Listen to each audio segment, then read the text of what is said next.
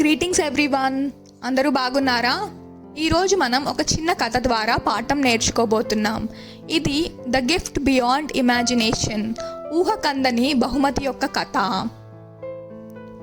ఒక ఊరిలో డాలీ అనే ఓ 8 ఏళ్ల చిన్నారి నానమ్మతో కలిసి హాయిగా ఉండేది.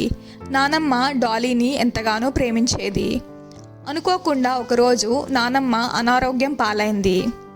క్రమక్రమంగా నానమ్మ కృంగిపోవటం, బలహీనమైపోవటం డాలీ గమనించింది.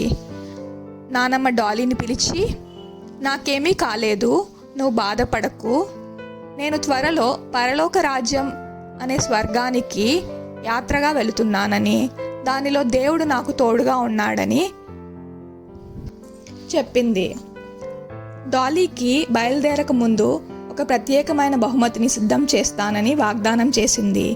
ఆ బహుమతి ఎంతో అమూల్యమైనదని, ఊహకందనిదని డాలీకి వివరించింది. అలా కొన్ని రోజుల తరువాత డాలీ వాళ్ళ నానమ్మ చనిపోయింది.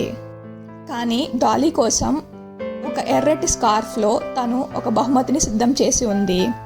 డాలీ దానిని తెరవడానికి పరిగెత్తుకొని పోయి తీసింది. దానిలో నుండి కేవలం ఒక నల్లటి విత్తనం బయటకు వచ్చింది. నానమ్మ తను చనిపోయే ముందు ఒక నల్లటి విత్తనాన్ని ఎందుకు విడిచిపెట్టి వెళ్ళింది అని డాలీకి అర్థం కాలేదు.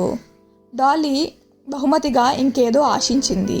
కానీ చిన్న నల్ల విత్తనం నాటడం తప్ప ఇంకేమీ చేయలేమని ఒక పాత మట్టి కుండీ తీసుకొని నానమ్మను తలుచుకుంటూ దానిలో లోతుగా నాటింది. ఆ కుండీని ఎండలో ఉన్న ప్రదేశంలో ఉంచి నీరు పోసి రోజు ఎదురు చూస్తూ ఉంది. ఆమె నిరీక్షిస్తున్నప్పుడు నానమ్మను జ్ఞాపకం చేసుకుంది. నానమ్మ యొక్క చిరునవ్వు, వారిద్దరూ కలిసి ఆడిన ఆటలు, ఉయ్యాలలు ఊగటం, వారు చేసిన కుకీలు అన్నీ జ్ఞాపకం చేసుకుంటూ ఉంది. ఒక వారం వేసవిలో చిన్న మొక్క ఆ కుండీలో నుండి బయటకు రావడం డాలీ చూసింది. ఆ మొక్కను చూసి డాలీ ఎంతగానో సంతోషించింది. ఆ మొక్క పొడవుగా బలంగా అయి ఒక చిన్న పువ్వును వికసించింది. డాలీ ఆ పువ్వును చూసి తన తోటలో నానమ్మ వికసించినట్లుగా సంతోషించింది. రోజు నానమ్మను గుర్తు చేసుకుంటూ ఆ మొక్కను చూస్తూ ఎంతో సంతోషంగా ఉండేది. కానీ సడన్గా ఒకరోజు ఆ చెట్టు వంగిపోవటం ప్రారంభించింది.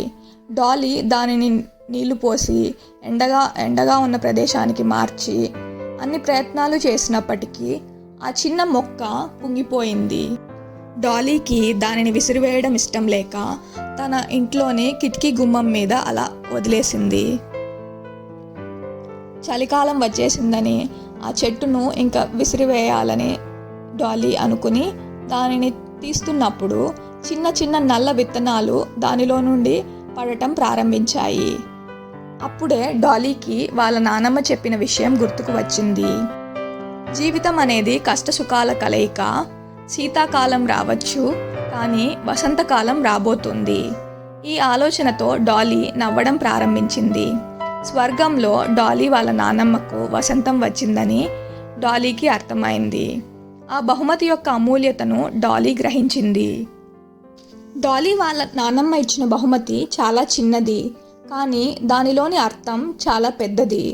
నిజంగా అది ఊహకందని బహుమతి. ఈ కథ మనకు దేవుని ప్రేమ విత్తనాన్ని జ్ఞాపకం చేస్తుంది. దేవుని ప్రేమ విత్తనం ఒకప్పుడు మన కొరకు ఎరుపు రంగులో చుట్టబడింది. అది ఆయన కుమారుడైన యేసుక్రీస్తు రక్తం. ఆ రక్తం నిన్ను నన్ను ఆహ్వానిస్తుంది.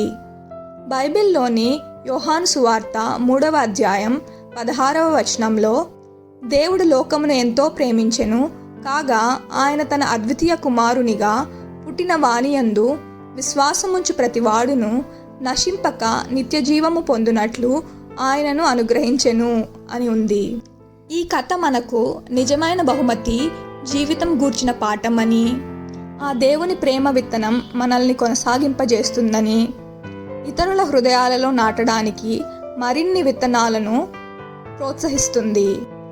ఈ కథలోని పువ్వులాగా శరీరం వాడిపోవచ్చు, కానీ మన జీవితం, మనం ఇతరులలో నాటిన విత్తనాలు, ప్రేమ విత్తనాలు, జ్ఞాపకాల విత్తనాలు, సువార్త విత్తనాలు శాశ్వతంగా మిగిలిపోతాయి.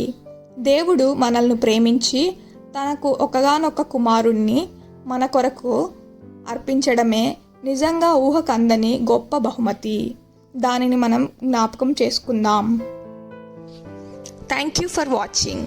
ఈ స్టోరీ కనుక మీకు నచ్చినట్లయితే లైక్ చేయండి, ఇతరులకు షేర్ చేయండి. Please subscribe to this channel. మళ్ళీ ఇంకో స్టోరీతో కలుద్దాం.